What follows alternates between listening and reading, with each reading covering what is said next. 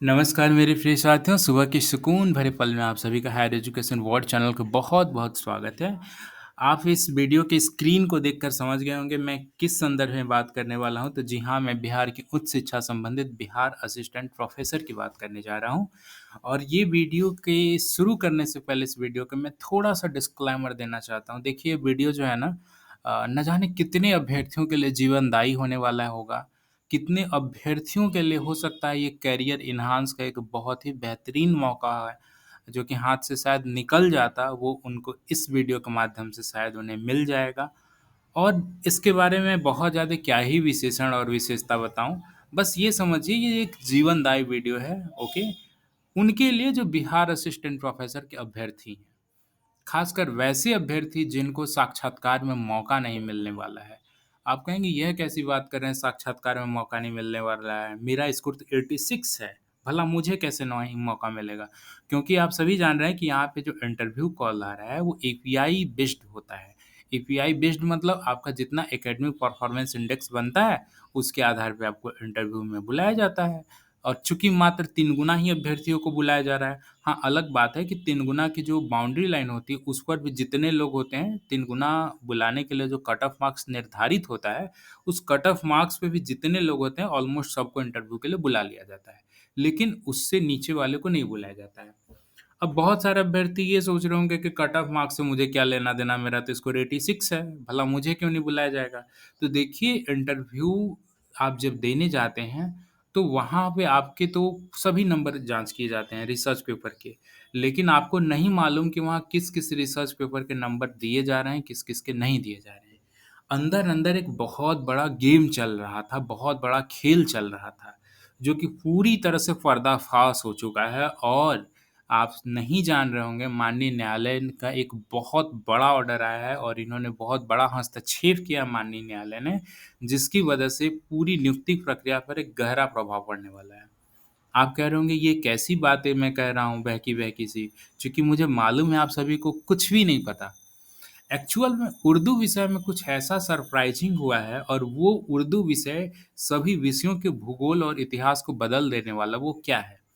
Actual में आप जान रहे होंगे कि उर्दू विषय के साक्षात्कार कल ही समाप्त हो चुके हैं और कल समाप्त होने के बाद अगर हम देखा जाए तो कल ही संध्या इसका रिजल्ट भी पब्लिश हो गया, राइट? तो मूल चीज़ ये नहीं है, देखिए उर्दू विषय है, पहली बात तो जितने भी अभ्यर्थियों का चयन हुआ है उनको उनके उज्ज्वल भविष्य के लिए ढेरों शुभकामनाएँ।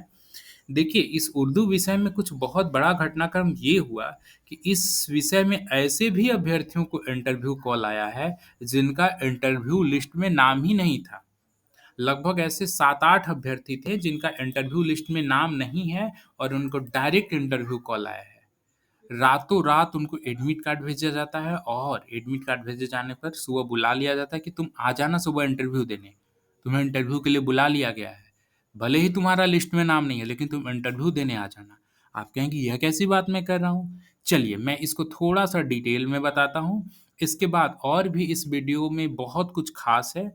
उन अभ्यर्थियों के लिए भी नवीन है जो नए-नए अभी इस चैनल से जुड़े हुए हैं और जो बिल्कुल ही फ्रेश अभ्यर्थी हैं जो इस नियुक्ति प्रक्रिया में पार्टिसिपेट नहीं किए थे, उनके लिए भी वीडियो बहुत ख़ास है। आखिर तक आप जुड़े रहें। देखिए, होता क्या है कि माननीय न्यायालय में किस तरह का एक हस्तक्षेप होता है, ये देखिए ये 7 अभ्यर्थी देख रहे हैं ना इसमें आप देख रहे हैं मिस्टर राशिद इकबाल हैं में एमडी मोइनुर आलम हैं, एमडी फिरोज़ आलम हैं, रिजवान परवीन हैं, इसके बाद इसमें देख रहे हैं शमशेर अली हैं, इसके बाद सालिया सिद्दीकी हैं, इसके बाद आप देख सकते हैं नफ़ासत कमाली हैं। आप ये देख पा रहे हैं ये 7 अभ्यर्थियों के नाम हैं। ये वही अभ्यर्थी हैं जिनको इंटरव्यू कॉल अचानक से बुलाया गया रात में। एडमिट कार्ड जाता है और अगली सुबह इंटरव्यू के लिए। एक चीज़ और मैं इस वीडियो पे आगे बढ़ूँ इससे पहले थोड़ा एक चीज़ और स्पष्ट कर देना चाहता हूँ। 1-2 वीडियो पहले मैं देख रहा हूँ, कुछ ऐसे भी विद्वान गण हैं, जो इस वीडियो के समाप्त होने के बाद हायर एजुकेशन वर्ल्ड चैनल द्वारा बनाए हुए वीडियो का काउंटर वीडियो बनाते हैं। मतलब कि वो वहाँ पर इसीलिए वीडियो बना रहे हैं ताकि हायर एजुकेशन वर्ल्ड चैनल की काट को वो निकाल सकें और मुझे ज्ञान बाँट रहे थे कि देखिए आप किसी की निजता का हनन नहीं करिए, किसी के नाम को पब्लिकली ना करिए। सबसे पहली बात, जो चीज़ गवर्नमेंट, कोर्ट, आयोग ने पब्लिक किया है, उसको पब्लिक डोमेन में लाने की ज़रूरत नहीं है। अगर वो पब्लिकली कर दिया गया तो ऑलरेडी पब्लिकली हो चुका है। वो किसी भी प्रकार से निजता का हनन नहीं है। कोर्ट की वेबसाइट पे ये पड़ा हुआ है। आयोग अगर कोई रिज़ल्ट पब्लिश कर रहा है, उसमें अभ्यर्थियों का नाम है, सूची है, मार्क्स है, कुछ भी है, तो पब्लिक डोमेन में है। वो किसी भी प्रकार से निजता का हनन नहीं है। इसलिए निजता की हनन की जो ज्ञान मुझे दे रहे हैं, कृपया इस तरह के लोग ज्ञान देना बंद करें।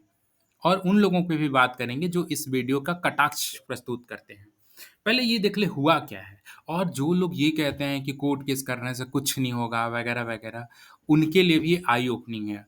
और किन अभ्यर्थियों को कोर्ट केस करना ज़रूरी है, इस वीडियो पे भी बात करेंगे। पहले हम देख लेते हैं कि इनके संग हुआ क्या था। देखिए, सातों अभ्यर्थी को रातों-रात इंटरव्यू कॉल आता है।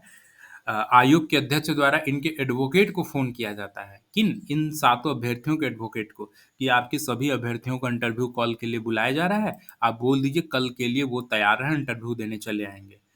अच्छा, मज़ेदार बात ये है कि एक शॉकिंग ये है कि इस सातों अभ्यर्थियों का आयोग द्वारा कोई भी कोरिजेंडम नहीं निकाला गया वेबसाइट पे, कि हम इन 7 अभ्यर्थियों को इंटरव्यू कॉल के लिए बुला रहे हैं। ये भीतर-भीतर धीरे-धीरे हुआ ताकि किसी को जानकारी ही ना हो और इनका इंटरव्यू ले लें, ताकि इनके बिहाफ़ पे कल को कोई दूसरा अभ्यर्थी खड़ा होकर के इंटरव्यू का क्लेम ना करे। देख लीजिए कितने अंदर की बातें हो रही हैं। मतलब किसी को जानकारी ना हो, हम धीरे से इंटरव्यू ले लें और जो है कि किसी को पता ना चले और अभ्यर्थी का इंटरव्यू हो जाए, कोर्ट की अवमानना भी ना हो, कोर्ट के आदेश का भी पालन हो जाए, सब कुछ हो जाए। एक्चुअल में देखिए इंटरव्यू कॉल इनको क्यों नहीं आया था? इन सातों अभ्यर्थियों का ये मानना था, चलिए हम ऑर्डर की कॉपी निकाल लेते हैं, माननीय न्यायालय द्वारा जो ऑर्डर आया हुआ है। उससे आप और अच्छे से समझ पाएँगे कि ऑर्डर एक्चुअल में क्या आया हुआ है। देखिए, यही है माननीय न्यायालय की ऑर्डर की कॉपी, जो कि 3 तारीख को आती है। आप देख पा रहे हैं इसमें तारीख है 3/7, ठीक है? 7 को आपको देख पा रहे हैं 3 जुलाई को ये ऑर्डर आता है। इस ऑर्डर के अकॉर्डिंग इनको इंटरव्यू के लिए बुलाना था इन सातों अभ्यर्थियों को। देखिए, आपको जो मैंने नाम दिखाया एमडी मनव्वर आलम, एक्चुअल में आप कहेंगे कि आप तो 7 अभ्यर्थी का दिखा रहे थे। यहाँ पर केवल 1 ही अभ्यर्थी हैं। तो एक चीज़ मैं और आप लोगों को थोड़ा स्पष्टीकरण कर देना चाहता हूँ। देखिए, केस 2 तरह के होते हैं। एक कॉन्स्टिट्यूशनल राइट के लिए अगर आप केस कर रहे हैं, संवैधानिक अधिकारों का हनन हो रहा है, तो ऐसी स्थिति में एक समूह बनाकर केस कर सकता है। सपोज़ दैट अभी हम इसी वैकेंसी के संबंध में बात करें, अमोद प्रमोदी जी ने जो केस किया था, वो अकेला केस नहीं था, उसमें अन्य भी पार्टीज़ थे। एक ही संघ में अन्य पार्टीज़ थे। ऐसा क्यों था?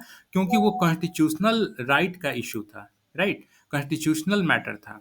वहाँ पे वैकेंसी ही अलग-अलग रोस्टर वाइज़ निकाली गई थी, जो ठीक से आवंटन नहीं था, रिज़र्वेशन पॉलिसी का ठीक से पालन नहीं हुआ था।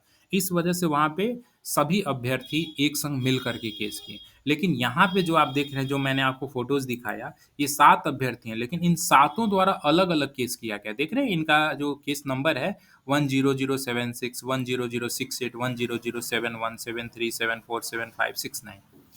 तो ये हो सकता है कि एक ही दिन, एक ही समय में जाकर इन्होंने केस किया हो, लेकिन इन सबका देखिए केस नंबर अलग-अलग है। तो जब स स सर्विस मैटर होता है, सर्विस मैटर अर्थात जिसमें कि किसी प्रकार के आपके हित का हनन हो रहा हो, किसी प्रकार से आपको यहाँ पर अयोग्य घोषित किया जा रहा हो, तो इंडिविजुअल आपका मैटर हो गया। तो ऐसी स्थिति में प्रत्येक अभ्यर्थी को इंडिविजुअल केस करना होता है। वो अलग बात है कि कोर्ट में जाने के बाद सबके केस सेम मैटर होने की वजह से क्लब कर दिए जाते हैं। लेकिन जब अभ्यर्थी केस करने जाता है तो इंडिविजुअल ही केस करने जाएगा।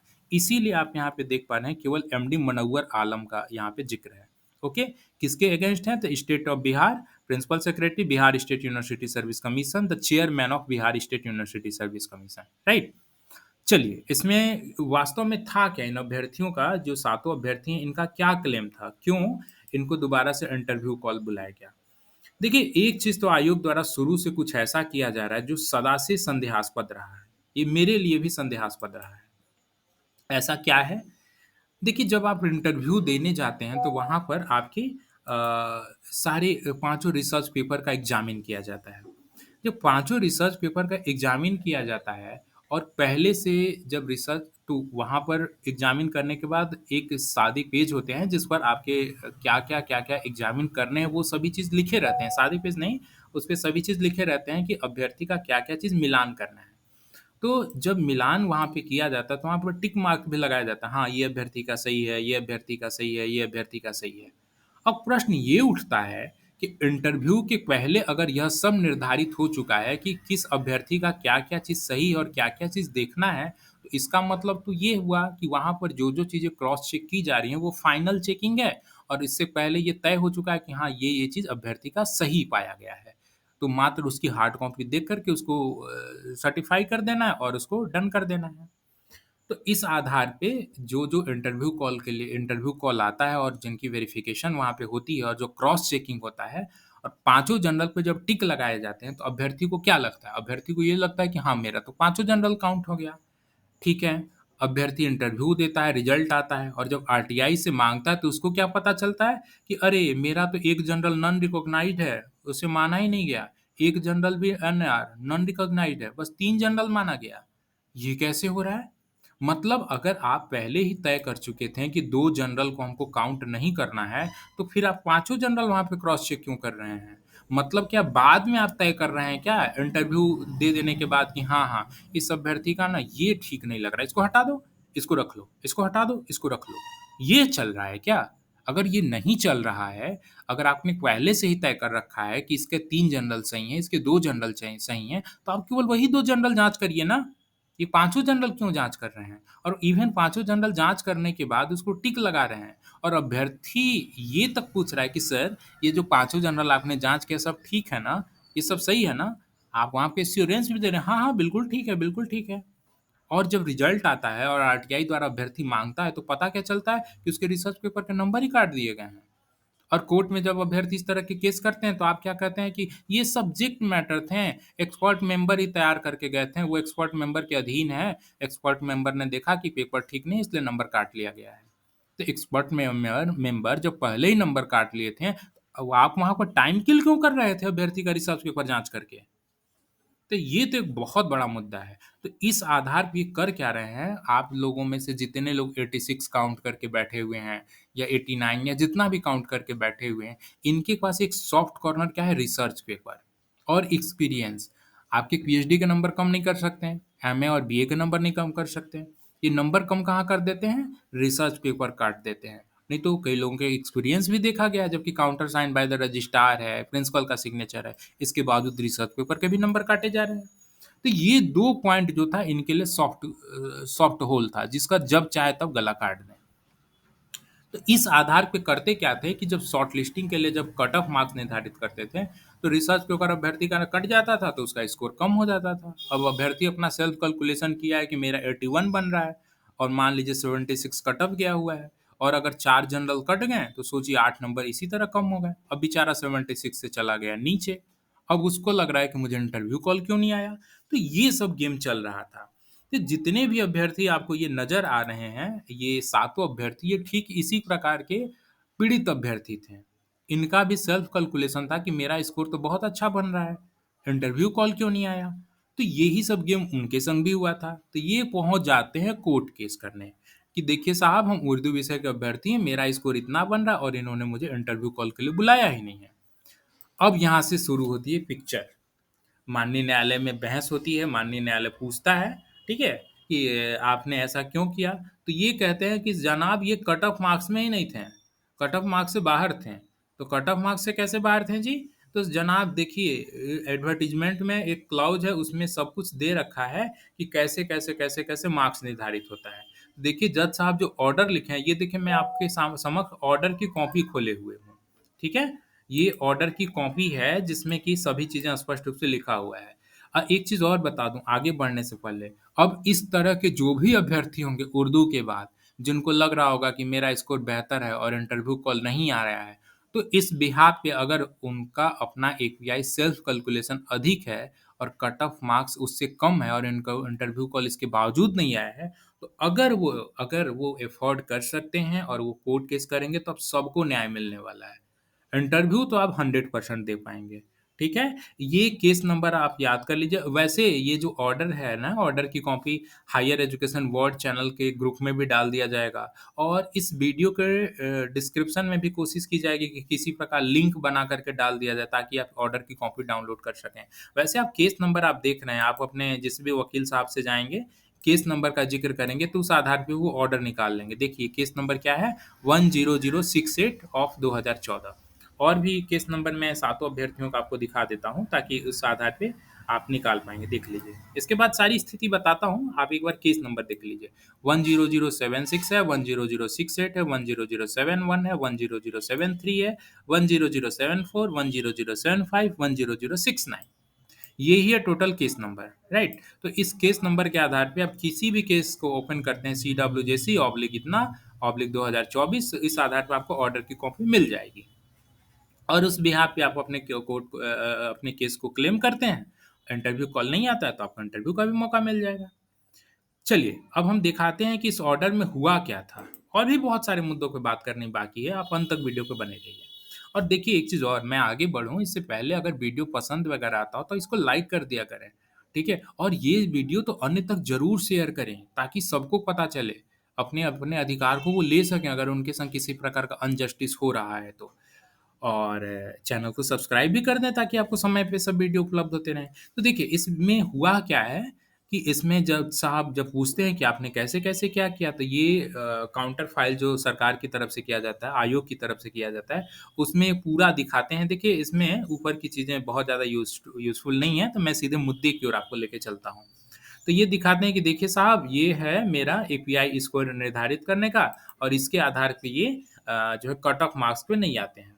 तो देखिए ऑर्डर में जज साहब ने ये आयोग का जो एडवर्टाइजमेंट निकला था 7 सिलेक्शन प्रोसेस, ये पूरी पॉइंट नंबर 71 एडवर्टाइजमेंट क्लॉज का पॉइंट नंबर 71 से लेकर के 72 पॉइंट नंबर 7.2 और ये एडवर्टाइजमेंट क्लॉज का पूरा चार्ट ही यहाँ पे ऑर्डर में दे दिए हैं। और नीचे देखिए ये पूरा डिस्क्रिप्शन में पूरा दे दिए हैं, जैसे विज्ञापन में था कि कैसे आपका नंबर कैलकुलेट किया जाता है। ये पूरा ऑर्डर की कॉपी में दिए हैं। मज़ेदार बात यहाँ नीचे से शुरू होती है। देखिए इसमें ऑर्डर के लिए क्या कहा जाए, कई बार होता है ना कि आप बहुत ज़्यादा अहित किसी का करने लगते हैं, तो कुछ ऐसा होता है जो कि नहीं होना चाहिए, लेकिन कुछ ऐसा होता है जो कि अभ्यर्थी को न्याय दिला देता है। देखिए वास्तविकता ये है कि ये जो ऑर्डर आया हुआ है, ये किनके द्वारा दिया गया है? आसाम के जज साहब हैं, उनके द्वारा दिया गया है। नैनी टेगिया जे, ये आसाम के हैं। हो सकता है जज साहब को बिहार के सिलेक्शन प्रोसेस के बारे में बहुत ज़्यादा अपडेट नहीं रहे हों, उनको नहीं पता हो। क्योंकि ये जो ऑर्डर है ना, ये भी बड़ा रोचक और मज़ेदार है। तो देखिए इसमें होता क्या है कि मुझ पर गुस्सा ना करिए, मुझे मालूम है आप कह रहे होंगे कि बहुत घुमा रहा है। देखिए डिस्क्रिप्शन देना ज़रूरी होता है ताकि आप सभी पहलुओं को समझें। चलिए, इसमें ये ऑर्डर में क्या लिखते हैं, ये ऑर्डर में ये लिखते हैं कि beyond that it does not prima facie appear to this court that selection criteria has provided under the heading selection process, ठीक है? Heading selection process in clause 7.1, 7.2, मतलब क्लॉज नंबर 7.1 और 7.2 में जो सिलेक्शन प्रोसेस के संबंध में है, प्राइमा फेसी माने प्रथम दृष्टया देखने से ऐसा बिल्कुल भी नहीं लगता है कि इसमें किसी भी प्रकार के कट ऑफ मार्क्स वगैरह का ज़िक्र किया गया है।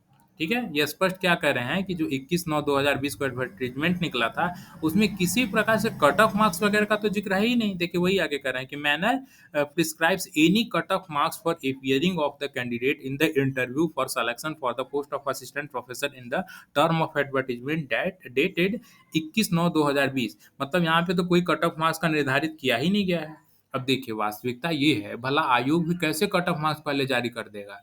आयोग को क्या पता कि कितने अभ्यर्थी का कितना स्कोर बन रहा है वगैरह-वगैरह। तो कट ऑफ मार्क्स कैसे पहले एडवर्टाइजमेंट में दिखा देगा? तो वही चीज़ ये कह रहे हैं जज साहब कि आप तो कट ऑफ मार्क्स इसमें दिए ही नहीं हैं। हैं? और आप कह रहे हैं कि कट ऑफ मार्क्स में नहीं है, चूँकि आयोग की तरफ से जो वकील प्रस्तुत हुए थे, उनसे जब पूछा गया कि अभ्यर्थी को आपने क्यों नहीं इंटरव्यू के लिए बुलाया? उन्होंने कहा साहब ये कट ऑफ मार्क्स से बाहर है। तो ये एडवर्टाइजमेंट देखने लगे। कह रहे हैं कि आपने एडवर्टाइजमेंट में कहाँ कहीं कट ऑफ मार्क्स लिखा है? आप तो लिख रहे हैं कि 100 नंबर का एपीआई स्कोर है और 15 नंबर का इंटरव्यू है और उसके बाद रिजल्ट प्रकाशित होगा। तो कट ऑफ तो जी इंटरव्यू का और एपीआई का टोटल जोड़ लेंगे, इसके बाद ना आप बताएँगे कि कितना कट ऑफ पे चयन हुआ। ये पहले कौन-सा आपका कट ऑफ आ गया? है, ये सब गलत हो रहा है। इसके बाद कह रहे हैं कि in the light of the prima facie opinion recorded by this court here in above, the respondent, more particularly respondent number 2 and 3, are hereby directed to allow the petitioner to appear in the interview for the post of assistant professor Urdu in term of advertisement dated 21/9/2020, which is scheduled to be held on 3rd and 4th July of 2024। मतलब 3 और 4 जुलाई को जो interview हो रहा है, इसमें इस अभ्यर्थी को इंटरव्यू कॉल के लिए तत्काल प्रभाव से इंटरव्यू देने दीजिए। क्यों? क्योंकि आप तो कट ऑफ मार्क्स का जिक्र ही नहीं किया एडवर्टीजमेंट में। तो ये थोड़ा रोचक ऑर्डर था। अब समझिए इसका क्या इम्पैक्ट होगा। इसका ये इम्पैक्ट होगा कि इस ऑर्डर के आधार पे अगर कोई भी अभ्यर्थी अब जाता है, कोर्ट केस करता है कि साहब मेरा वास्तव में थोड़ा होना भी चाहिए। ऐसा नहीं है कि आप मुँह उठा के चल दें और आपका एपीआई स्कोर कम है और कट ऑफ मार्क्स ज़्यादा है और आप कह रहे हैं कि साहब हमको नहीं बुलाया जा रहा है, उस केस में रिलीफ आपको नहीं मिलेगा। लेकिन हाँ, अगर आपका एपीआई स्कोर आपके कैलकुलेशन के अकॉर्डिंग अधिक है और या फिर कट ऑफ मार्क्स के बराबर है और आपका इंटरव्यू कॉल फिर भी नहीं आया है, तब आप जा सकते हैं। और इस ऑर्डर के संबंध में इस ऑर्डर के रेफरेंस के आधार पे आपको संभवतः न्याय मिलने वाली है। ठीक है? मैंने आपको शुरू में बताया कि ये सर्विस मैटर है, इसमें आपको इंडिविजुअल केस करना होगा, राइट? इसमें एक पूरा समूह बनाकर केस नहीं कर सकते हैं। तो ये था टोटल पूरा मुद्दा। आप समझ पा रहे हैं ये कितना रोचक और कितना महत्वपूर्ण है, क्योंकि आने वाले अब सभी विषयों की स्क्रिप्ट बदल के रख देगा ये। इतिहास, भूगोल सब बदलने वाला है। अब जो अभ्यर्थी ये कह रहे थे कि मुझे इंटरव्यू कॉल नहीं आया, मेरा स्कोर इतना बन रहा था, अब सबको मौका मिलेगा इस आधार पे। और आयोग ये चीज़ नहीं चाह रहा था। देख रहे हैं कितने गुप्त रूप से ये किया गया है। आयोग रातों-रात, चूँकि ऑर्डर 3 तारीख को आता है, 3 तारीख को आता है, तो आप एक कोरिजेंडम भी निकाल सकते थे। जो आयोग कोर्ट के वकील साहब को फ़ोन करके ये कह रहा है कि आपके जो अभ्यर्थी हैं, उन लोगों को इंटरव्यू के लिए अलाउ करिए। ठीक है, हो सकता है वकील साहब को फ़ोन ना करे हों, उल्टी-उल्टी अफ़वाह हो, मैं ये कन्फर्मेशन नहीं कर रहा हूँ, लेकिन रातों-रात अभ्यर्थियों को एडमिट कार्ड तो आया है। चूँकि 3 तारीख का जब ऑर्डर ही है और 3 और 4 को इंटरव्यू ही था, तो 3 तारीख को ऑर्डर है तो लाज़मी है कि 3 को ये इंटरव्यू दिए नहीं। ये इंटरव्यू किस दिन दिए हैं? 4 तारीख को दिए हैं। 3 तारीख को रात में एडवर्टाइज़मेंट का वो जारी हुआ है। तो आप एक कोरिजेंडम भी तो डाल देते हैं ताकि अभ्यर्थियों को पता तो चलता कि आखिर ऐसा हुआ है। लेकिन कोई कोरिजेंडम नहीं डालते हैं और धीरे से ही इंटरव्यू ले लेते हैं। ठीक है? यानी किसी को कानो-कान खबर भी ना लगे कि ऐसा कैसे हुआ। तो ये थी टोटल स्क्रिप्ट, इसको अन्य तक ज़रूर शेयर करिएगा ताकि सभी लोग अवगत हों।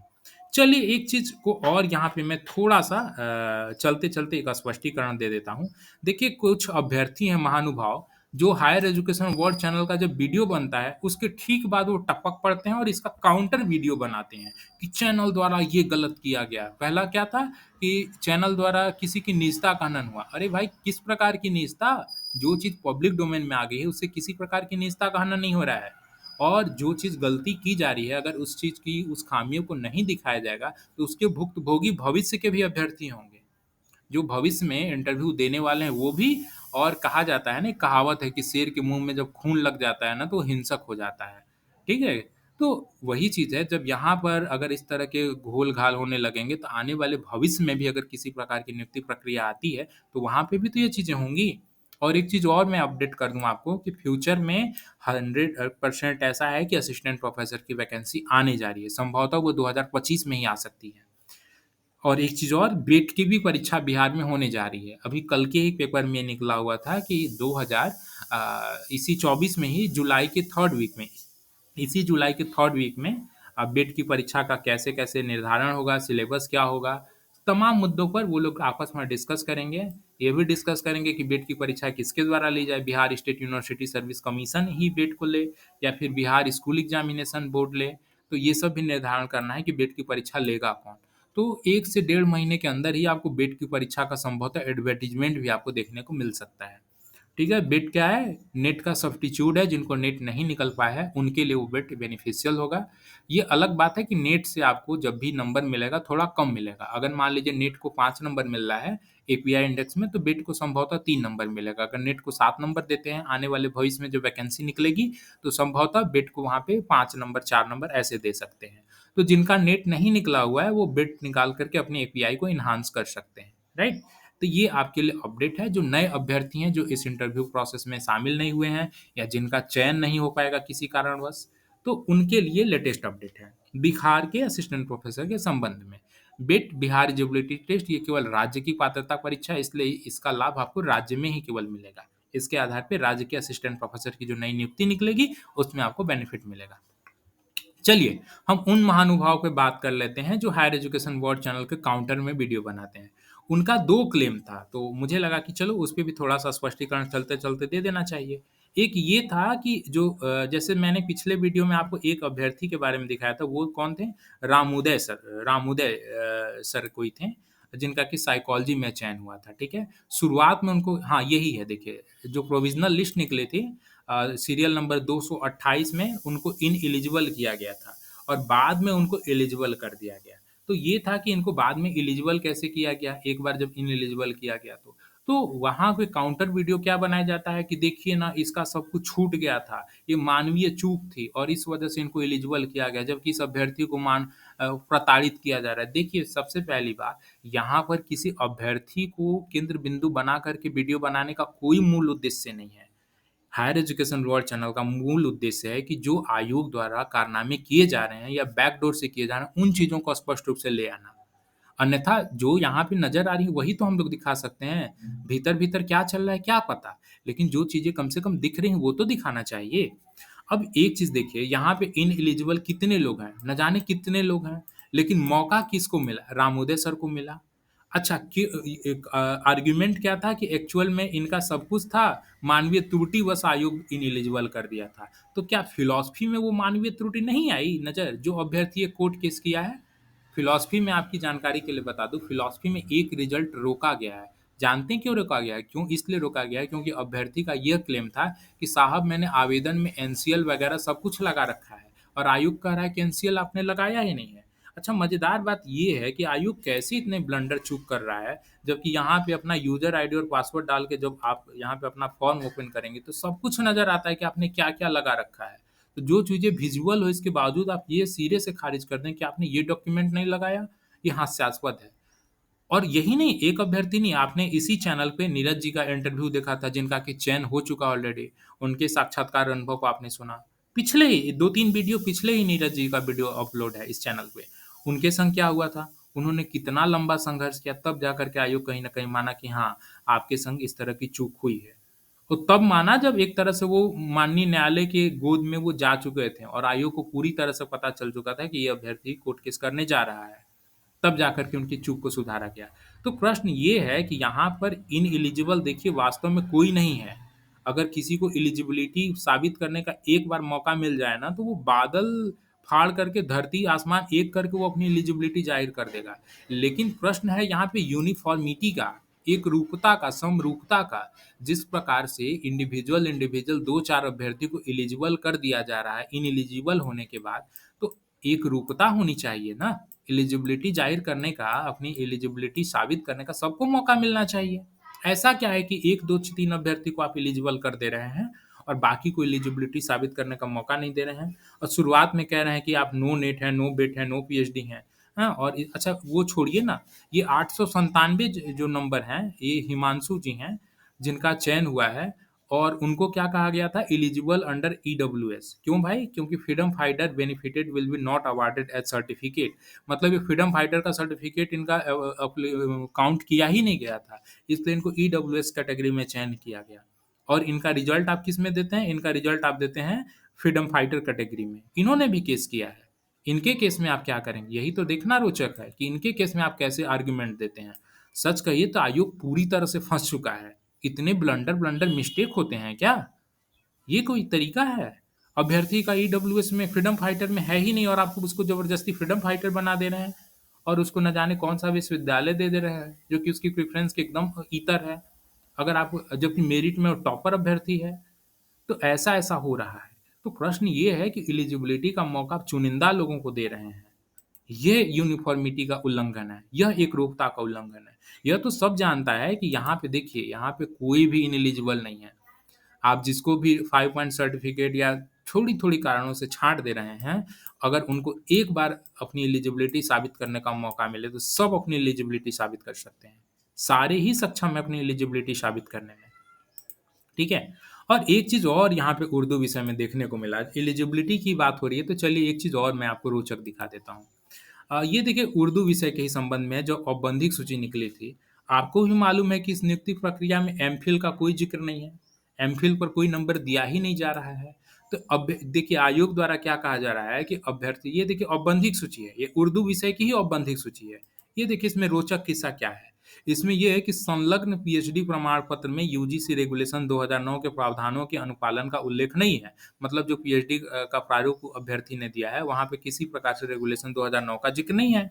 और पीएचडी उपाधि प्राप्त होने वाले प्रमाण पत्र, पीएचडी रजिस्ट्रेशन की तिथि प्रमाण पत्र तथा प्री पीएचडी कोर्स वर्क का प्रमाण पत्र निर्धारित समय तक जमा करें। देख लीजिए इनसे क्या-क्या चीज़ माँगा गया।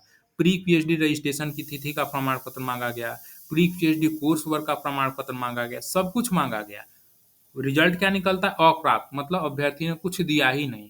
इसके बाद आयोग स्वेच्छा से क्या लिख रहा है कि एमफिल की उपाधि की तिथि 24/11/2009 है, जो यूजीसी के रेगुलेशन 2009 की तिथि के बाद का है, अतः आवेदन स्वीकृत। मतलब आपने इतना कुछ माँगा, इसके बाद किस ग्राउंड पे इस आवेदन स्वीकृत करें? एमफिल के ग्राउंड पे। ये समझ से परे है, बिल्कुल ही समझ से परे है। आप इतना कुछ माँगे और एमफिल के ग्राउंड पे, जबकि एमफिल का कोई ज़िक्र ही नहीं है।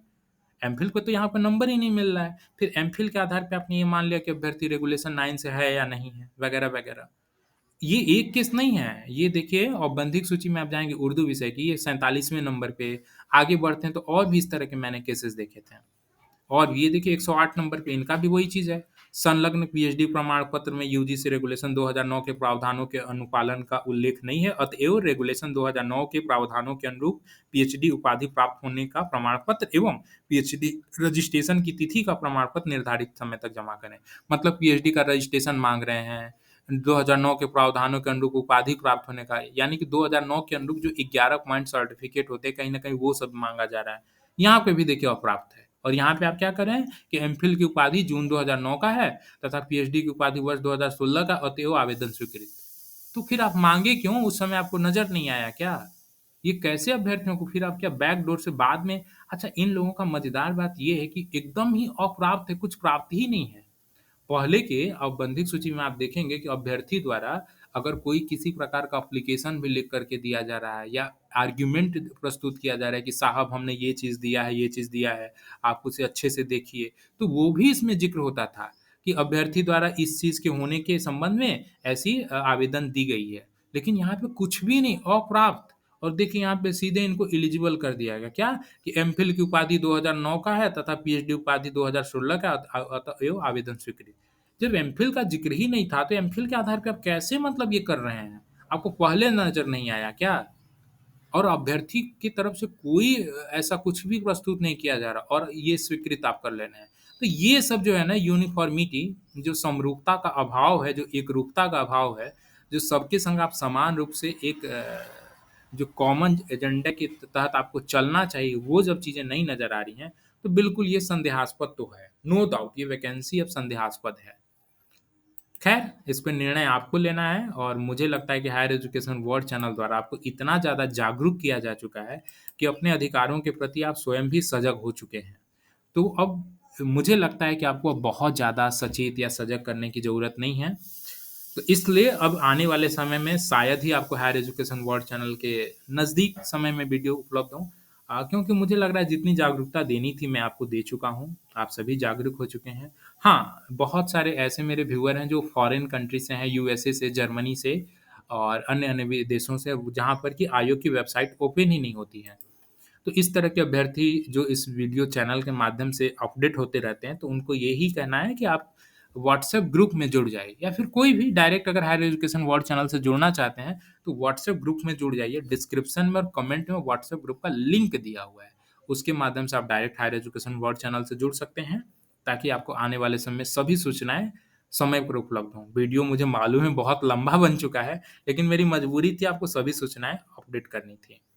चैनल पे आखिर तक बने रहें, बहुत-बहुत आपका धन्यवाद और आपके जितने भी अभ्यर्थियों का चयन हो रहा है, उनके उज्ज्वल भविष्य की बहुत सारी शुभकामनाएँ और जिनको इंटरव्यू आने वाला है, उनके लिए भी बहुत सारे गुड विशेस।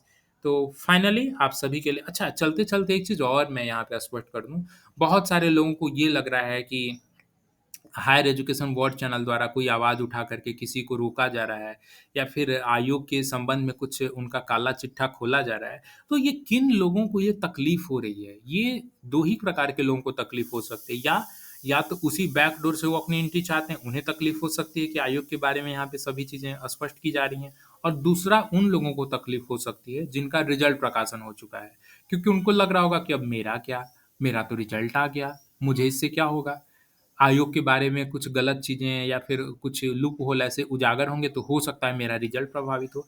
तो देखिए, आप इतने स्वार्थी ना बनिए कि आप दूसरे के संग जो अहित हो रहा है, अपने रिज़ल्ट प्रकाशन होने की वजह से आँखें मूंद लें। लेकिन फिर भी मैं आपको एक चीज़ आश्वस्त कर देना चाहता हूँ, जिनका रिज़ल्ट प्रकाशन हो चुका है, शायद ही उनके संग कुछ होगा। उनके संग कुछ भी नहीं होने जा रहा है। आप जॉइन करने जा रहे हैं आराम से, ईज़ी वे में, बहुत अच्छे तरीके से आपकी जॉइनिंग होने वाली है। जितने भी अभ्यर्थियों का रिजल्ट प्रकाशन हो चुका है, उम्मीद है कि बहुत जल्द आप लोगों की जॉइनिंग भी हो जानी चाहिए, जुलाई के ही माह में। हो सकता है जुलाई एंड तक हो, और ऐसा भी संभव हो सकता है कि आप लोगों की जॉइनिंग माननीय मुख्यमंत्री नीतीश कुमार जी के कर कमलों से हो। क्योंकि फिर से मैं देख रहा हूँ सरकार द्वारा वो जॉइनिंग और नियुक्ति पत्र बाँटो अभियान शुरू कर दिया गया है, क्योंकि 25 में चुनाव है, तो उनको ये भी दिखाना है कि हम कितने लोगों को रोज़गार दे रहे हैं। तो संभवतः ऐसी उम्मीद है कि आप लोगों का भी नियुक्ति पत्र माननीय मुख्यमंत्री जी के द्वारा दिया जाए, या नहीं तो सीधे आपको विश्वविद्यालय में जॉइनिंग के लिए, काउंसलिंग के लिए डेट डिक्लेयर हो। तो ये सब पूरी प्रोसेस है, तो आप लोग धैर्य रखिए, घबराइए नहीं, सबकी जॉइनिंग ज़रूर होगी जिनका भी रिजल्ट प्रकाशन हो चुका है। फाइनली चैनल को बने रहें, इसके लिए आपका बहुत-बहुत धन्यवाद। Thank you so much.